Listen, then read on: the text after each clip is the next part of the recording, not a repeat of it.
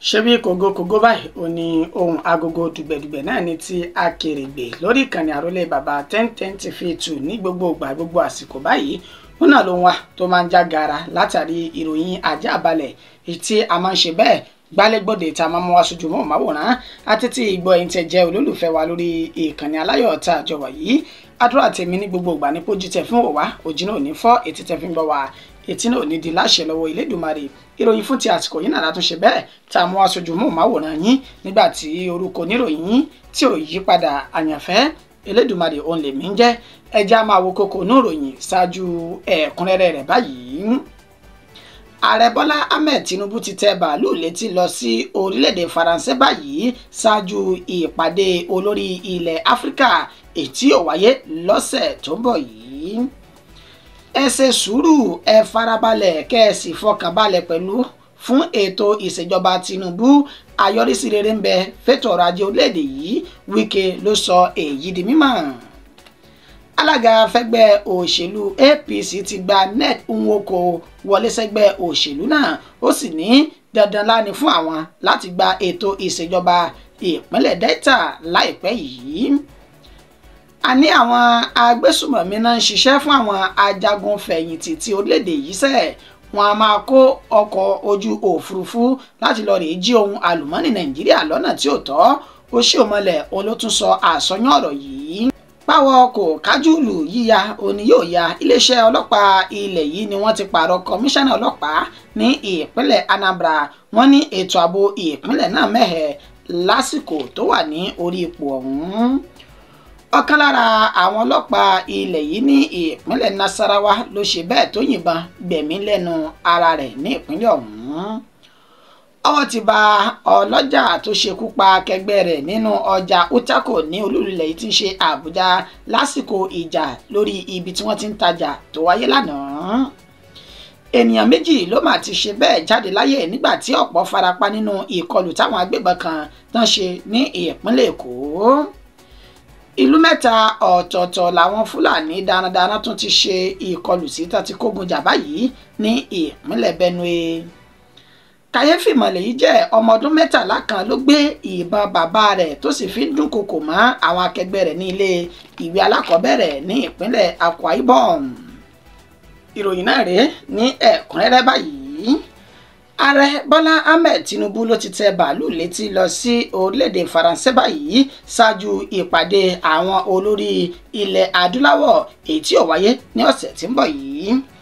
Tẹ́ ẹ bá gbàgbé a ti mú ìròyìn náà wá fún wa ṣáájú lánàá òde yìí níbi tí ẹni tó jẹ́ olùdámọ̀ràn pàtàkì fún ààrẹ Bọ́lá Ahmed Tinubu lórí ètò ìròyìn Báyọ̀ Ọ̀nànúgà èyí tó fi léde síta wípé ààrẹ Bọ́lá Ahmed Tinubu òní yóò ṣe ìrìn àjò lánàá òde yìí tí ń ṣe ọjọ́ 5 nínú oṣù kejì ọdún 2025 lọ sí orílẹ̀-èdè Faransé níbi tí ó ti lọ máa ṣe ìpàdé oní ìtàkùrọ̀sọ pẹ̀lú ààrẹ orílẹ̀-èdè ọ̀hún Emmanuel Macron nílẹ̀ tó sọ dímọ̀ wípé èyí tí ààrẹ Bọ́lá Ahmed ṣe yìí ó ní ṣáájú èyí tí wọ́n pè ní ìpàdé tí olórí àwọn ilẹ̀ adúláwọ̀ tí ó wà ní Addis Ababa ní èyí tí wọ́n pe orúkọ rẹ̀ ní 46th ordinary session of the Executive Council àti 38th ordinary session of Assembly of the AU Head of State èyí tí ààrẹ Bọ́lá Ahmed Tinubu tí ó máa lọ síbẹ̀ bẹ̀rẹ̀ láti ọ̀sẹ̀ tó ń bọ̀ ní ọjọ́ 12 títí di ọjọ́ 14 títí di ọjọ́ 16 inú ọdún tí a wà yìí gẹ́gẹ́ bí àlàyé ààrẹ Bọ́lá Ahmed Tinubu wọn ló tẹ bàálù létí kúrò ní orílẹ̀-èdè Nàìjíríà ní olúlulẹ̀ yìí tí ń ṣe Àbújá tó sì ti gbéra lọ sí orílẹ̀-èdè Faransé báyìí nínú ìrìn àjò ti aládàáni tó kọ́kọ́ ṣe ṣáájú ti ìpàdé ọ̀hún èyí tí ó wáyé ní ọ̀sẹ̀ tó ń bọ̀. Fídíò náà rèé bí ààrẹ ṣe ń dágbére fáwọn ènìyàn ní orílẹ̀-èdè Nàìjíríà.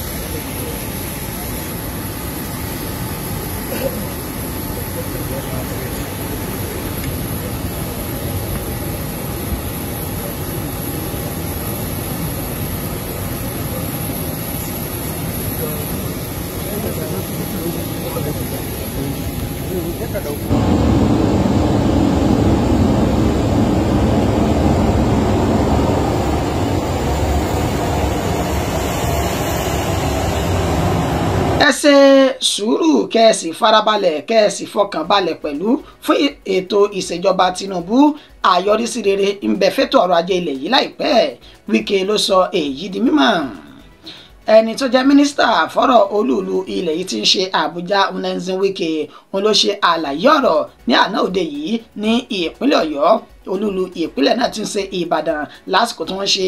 àbẹ̀wò àti ìbánikẹ́dùn fún ẹni tó jẹ́ gómìnà ìpínlẹ̀ Ọ̀yọ́ ẹnjìnìà Ṣèyí Mákindé lórí ìpapòdà ẹ̀gbọ́n rẹ̀ tó di olóògbé ìyún Sunday Mákindé, níbi tí Wike àti àwọn èèkàn míì nínú òṣèlú tí wọ́n ti ṣe bẹ́ẹ̀ ṣe àbẹ̀wò sí ẹnjìnìà Ṣèyí Mákindé. Ibẹ̀ ni Nyesom Wike ló ti ń ṣe ní àlàyé lánàá òde yìí wípé gbogbo àwọn àlàkalẹ̀ àti ètò ìṣèjọba rẹ̀ Bọ́lá Ahmed Tinubu ó ní yóò so èso rere. Ó ní kì í ṣe ní kì í ṣe àná. Ó ní òun ti ń tẹnumọ́ wípé ẹja ṣe sùúrù fún ètò ìṣèjọba tó bẹ lóde yìí, torí wípé nǹkan tó wà ní ilẹ̀ ní orílẹ̀-èdè Nàìjíríà ó ti bàjẹ́ látẹ̀yìnwá, kò sì sí mírèkù kankan àbí idán kankan tí ààrẹ Bọ́lá Ahmed Tinubu tó fẹ́ pa láti tún gbogbo tó ti bàjẹ́ ìṣe, bí kì í ṣe ìgbésẹ̀ kọ̀ọ̀kan àti èjèèjì tí ó mú àṣeyọrí ètò lámìlaka wá fún orílẹ̀-èdè Nàìjíríà. Ó ní ó dóhun lójú gbangba pé gbogbo àwọn àlàkalẹ̀ tí ààrẹ Bọ́lá Ahmed Tinubu ń ṣe yìí ẹ̀ẹ́dì pò ti ń so èso rere. ìtakàn nínà ni láti ṣe sùúrù ká sì fọkànbalẹ̀ nínú àwọn ìgbésẹ̀ tí ààrẹ orílẹ̀-èdè Nàìjíríà tó ń gbé yìí. Ó tún rọ àwọn ọmọ orílẹ̀-èdè Nàìjíríà pé ẹ fọwọ́ wọnú, ẹ má ṣe bínú lórí àwọn àlàkalẹ̀ yìí. dídùn báyìí ó ní ọsàn yóò so nígbẹ̀yìn. Ó ní ètò ìṣèjọba ààrẹ Bọ́lá Ahmed Tinubu òun là bá fi wé títa ríro là ń kọlà, ṣùgbọ́n tó bá ti jìnnà tán báyìí fàájì àti ẹwà onídà lójú ẹni. Alága fẹ́gbẹ́ òṣèlú APC ti gba Ned Nwoko wọlé sẹ́gbẹ́ òṣèlú náà, ó sì ní àwọn yóò gba ètò ìṣèjọba ìpínlẹ̀ Delta láìpẹ́ yìí.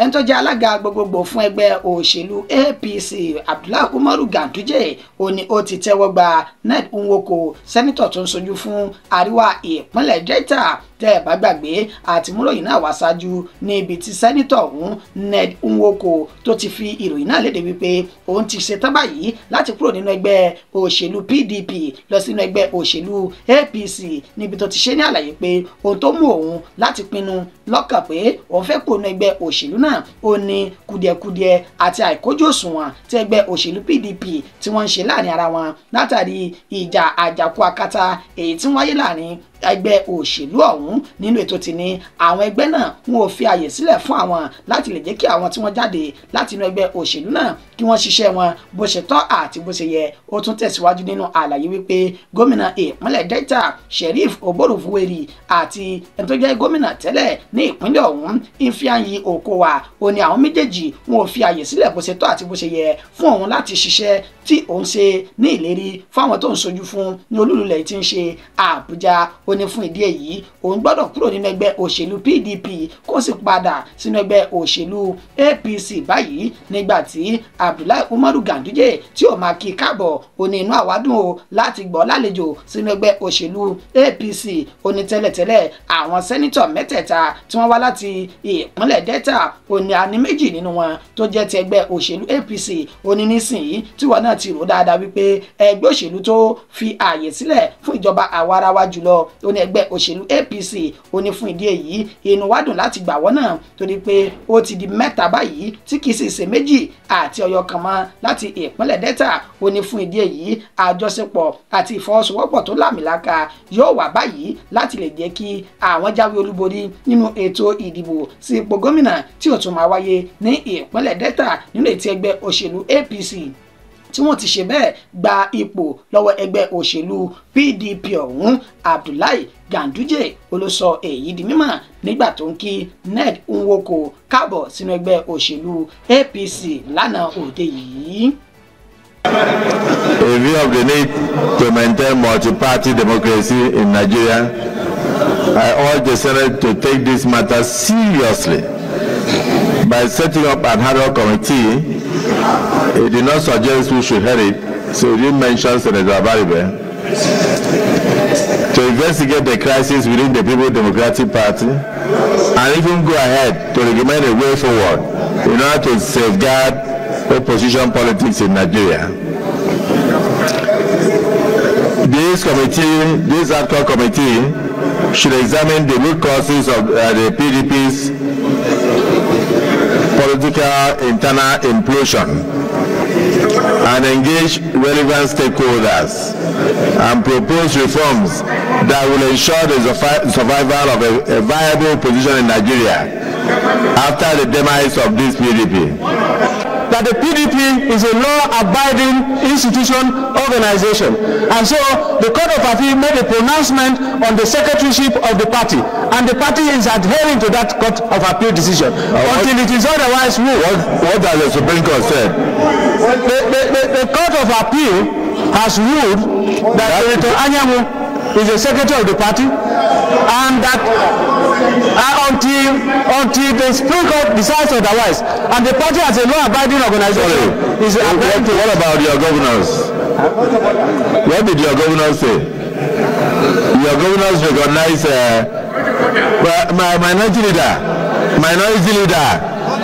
A ní àwọn agbésùmọ̀mí náà ń ṣiṣẹ́ fún àwọn ajagun fẹ̀yìntì tí orílẹ̀-èdè yìí sẹ̀, wọn a sì tún máa lo ọkọ̀ ojú òfurufú láti fi lọ jí ohun àlùmọ́nì orílẹ̀-èdè Nàìjíríà. Oshiomhole ló tún sọ àsọyán lórí ọ̀rọ̀ yìí.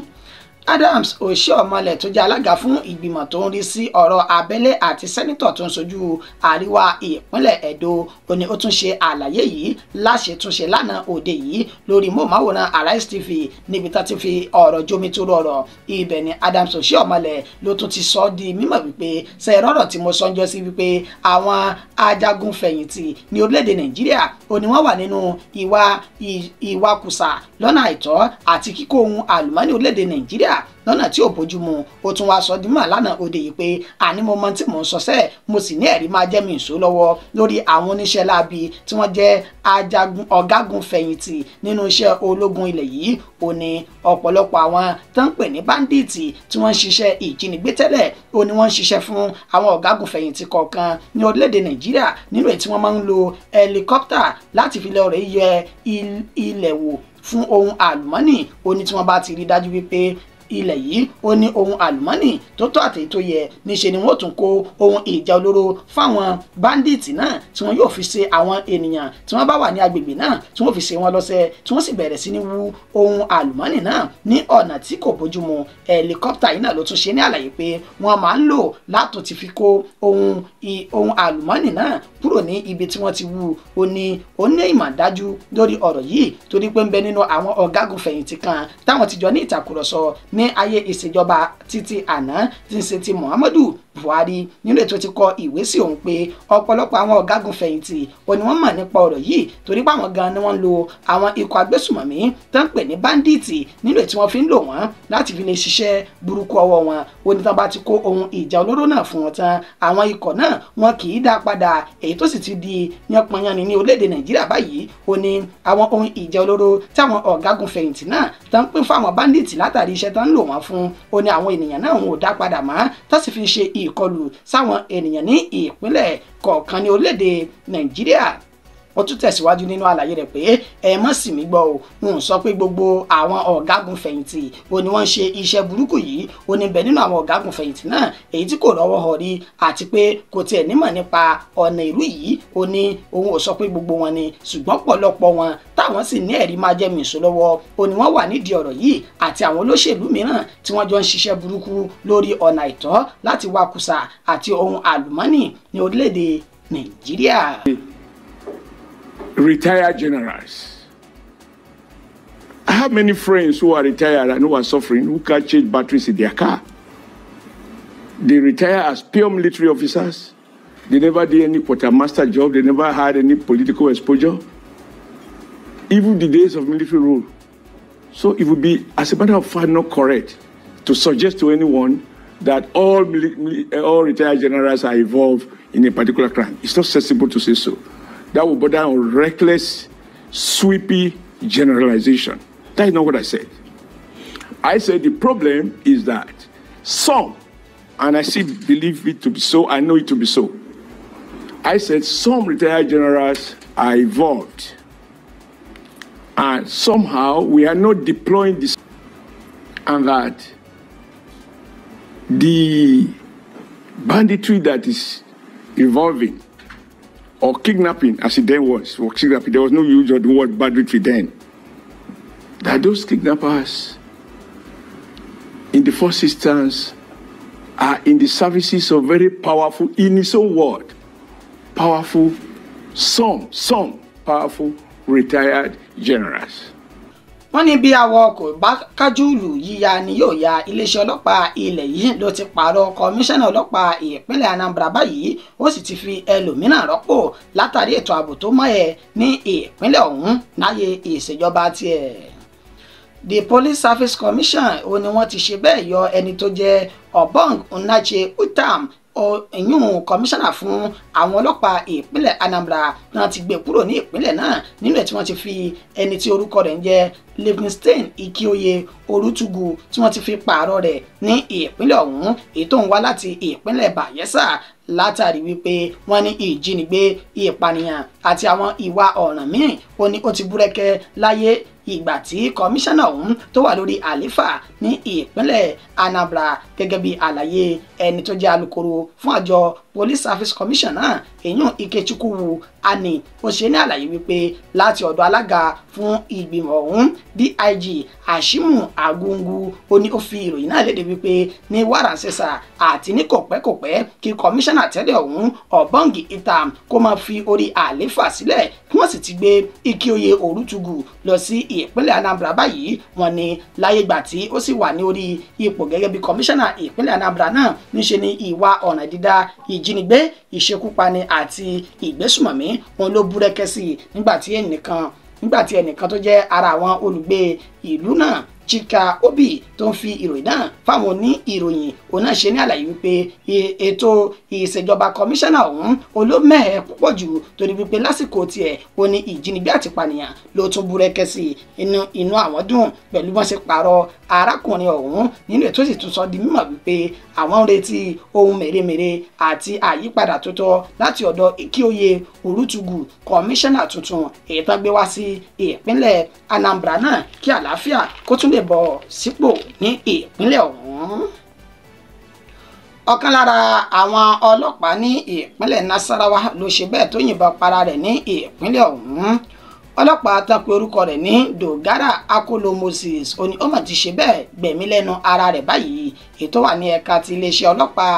ìpínlẹ̀ tí ẹ̀ka ti iléeṣẹ́ ọlọ́pàá Amada ní ìpínlẹ̀ Nasarawa ọ̀hún gẹ́gẹ́ bí àlàyé tí àwọn alájọṣe rẹ̀ lẹ́nu iṣẹ́ èyí tí wọ́n ṣe wọ́n ní ó wà lẹ́nu iṣẹ́ ní ìjọba ìbílẹ̀ Egon ní ìpínlẹ̀ náà níbi tí wọ́n ti sọ di mímọ̀ wípé ó wọnú ìyẹ̀wù kékeré kan tó àwọn sì gbọ́ ìró ìbọn pàwù ní èyí tí àwọn fi sáré lọ sí ibi tí ìṣẹ̀lẹ̀ náà tó ti ṣẹlẹ̀ wọ́n ní bí àwọn yóò ṣe ṣí ilẹ̀kùn níṣẹ́ làwọn bá nínú àgbàrá ẹ̀jẹ̀ tó ti sùn gbalaja sílẹ̀ lẹ́ni tí wọ́n ní ó ṣe bẹ́ẹ̀ yìnbọn pa ara rẹ̀. alukoro fún iléeṣẹ́ ọlọ́pàá ìpínlẹ̀ Nasarawa Taman Nasir ó ní àwọn ti bẹ̀rẹ̀ ìwádìí lórí tí ó ṣe okùnfà ìṣekúpara ẹni èyí tó rán ọlọ́pàá Dogara náà lọ sí àjùlé ọ̀run nílùú ìtọ́jú ti sọ nímọ̀ pé àwọn ti palẹ̀ òkú rẹ̀ mọ́ lọ sí ilé ìgbókùpamọ́sí báyìí. ọwọ́ ti bà ọlọ́jà tó ṣekú pa akẹgbẹ́ rẹ̀ nínú ọjà Utako ní Àbújá tí ṣolúlu ilẹ̀ yìí lásìkò ìjà lórí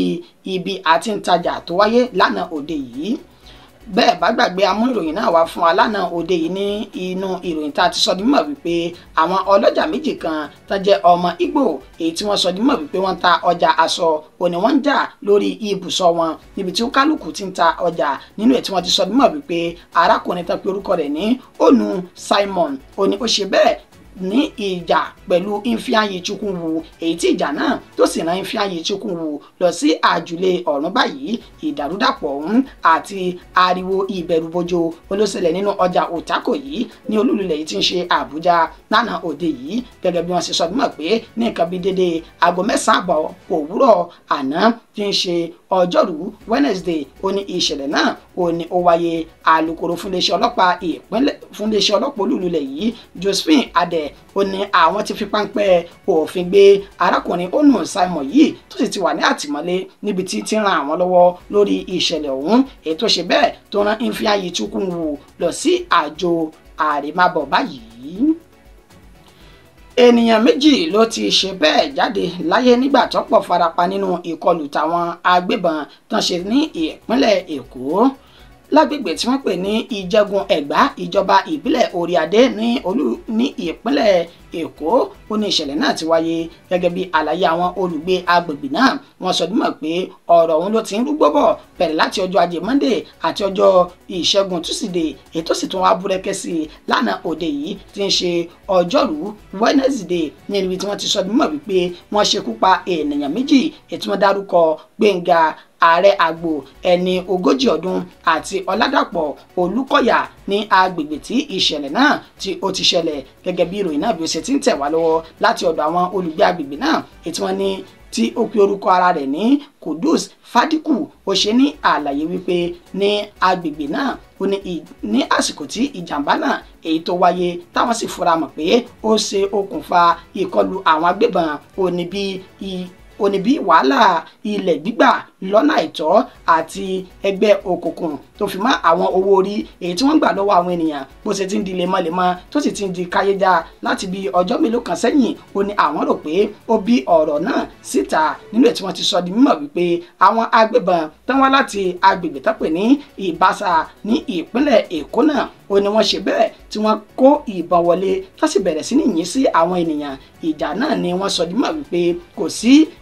wàhálà kankan láàrin àwọn ènìyàn náà kó tó di wípé wọ́n á kó ìbọn náà bá àwọn ẹni tí wọ́n ṣekú pa yìí. Wọ́n sọ dímọ̀ wípé Ìbàṣà ni àwọn ọmọ gànfẹ́ náà ti kó ìbọn wọlé nínú ọkọ̀ bọ́ọ̀sì kan nínú ẹ̀ tí wọ́n fi orúkọ Evico Teslim Ligali àti Jamiu tán ni àwọn náà ṣí síwájú ìkọlù náà tó sì bẹ̀rẹ̀ sí ní yin ìbọn lu àwọn tán jẹ́ ọmọ ìlú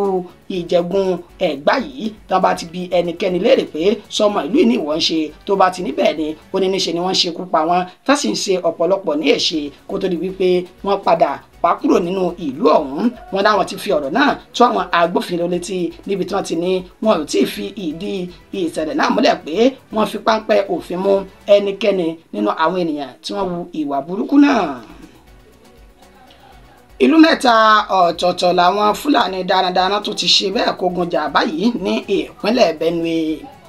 pẹ̀lú bí ìkọlù àwọn Fúlàní darandaran ṣe ń di lemọ́lemọ́ báyìí níṣe ni ọ̀rọ̀ náà ti kọ àwọn olùgbé ìpínlẹ̀ Benue àti Ebonyi lóminú láàrin ọ̀sẹ̀ kan síra wọn. Ènìyàn tí wọ́n ti rán lọ sí àjò àrèmábọ̀ látàrí ìkọlù àwọn Fúlàní darandaran náà ó ní òǹkà wọn ló ti lé ní 20 báyìí. Lánàá òde yìí ó ní ìmíì tún ṣẹlẹ̀ pẹ̀lú bí àwọn Fúlàní darandaran náà wọ́n tún ṣe ìkọlù sáwọn ìlú mẹ́ta ọ̀tọ̀ọ̀tọ̀ èyí tí wọ́n pe orúkọ àwọn ìlú náà ní Opomaju, Odúdàjẹ àti Àṣà ní ìjọba ìbílẹ̀ Òtúpò ní ìpínlẹ̀ Benue náà. Ní ìrọ̀lẹ́ àná ó ní wọ́n sọ dímọ̀ wípé ìṣẹ̀lẹ̀ náà tún búrẹ́kẹ́ sí i pẹ̀lú bó tún ti ń ṣẹlẹ̀ látẹ̀yìnwá tẹ́lẹ̀tẹ́lẹ̀ rí. Nígbà tí wọ́n ṣe àbẹ̀wò síbi tí ìṣẹ̀lẹ̀ náà ti ṣẹlẹ̀ wọ́n rí àwọn tí wọ́n jẹ́ olùgbé ọ̀hún nínú ètí wọ́n sì ṣe ní àlàyé pé ọ̀pọ̀lọpọ̀ àwọn táwọn jọ ń gbénu ìlú náà ni wọ́n ti bá iṣẹ́ wọn sọ̀rọ̀ tó sì ti júbà ìhòòrò látàrí pé wọ́n sàìsálà fún ẹ̀mí wọn ṣùgbọ́n ẹni tó ń bá wọn nínú ìsọ̀rọ̀ ni àwa dúró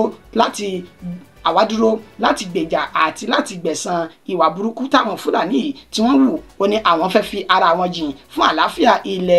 fún àlàáfíà ìpínlẹ̀ Benue ọ̀hún. Ó ní tẹ́ bá wá gbúrò wa tá a já àjàṣẹ́gun kí a kú oríire tẹ́ bá sì wá padà wá tẹ́ rí wa mọ́ ajẹ́pá ti fi ẹ̀mí wa lélẹ̀ gẹ́gẹ́ bí akọni fún àwọn ènìyàn wa torí pé ní ti àwọn Fúlàní darandaran náà èyí tí wọ́n ṣe fún àwọn ó ti kàn wọ́n láyà àwọn sì gbọ́dọ̀ gbẹ̀san ìwà tán wù yìí àti pé káwọn dá wọn lẹ́kùn ìwà burúkú tán wù lórí ìkọlù tán ṣe fún àwọn ènìyàn wọn ní agbègbè mẹ́tẹ̀ẹ̀ta náà.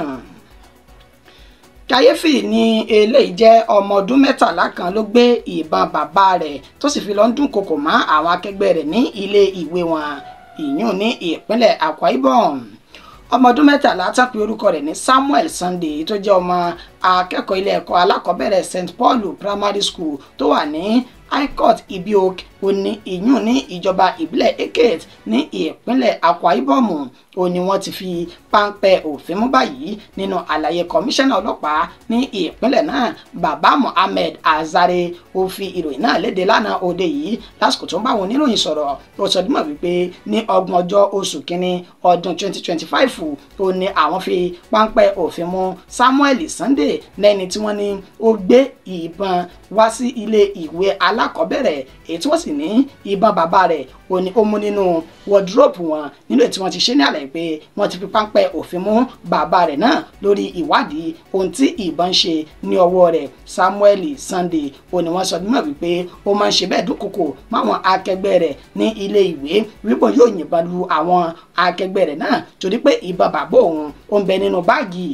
àpamọ́wọ́ èyí tó ń kó ìwé rẹ̀ sí kó tó di wípé wọ́n wá tan ọmọ náà wọ́n fi gba ìbọn ìléwọ́ pistol náà ní ọwọ́ rẹ̀ nílò tí kọmíṣánná ní àwọn ti fi páńpẹ́ òfin gbé bàbá ọmọ ọ̀hún tó ti ń ṣe àlàyé ohun tó rí lọ́bẹ̀ tó fi wàrú ọwọ́ àti iṣẹ́ tí ìbọn ṣe níyẹ̀wù tiẹ̀ náà.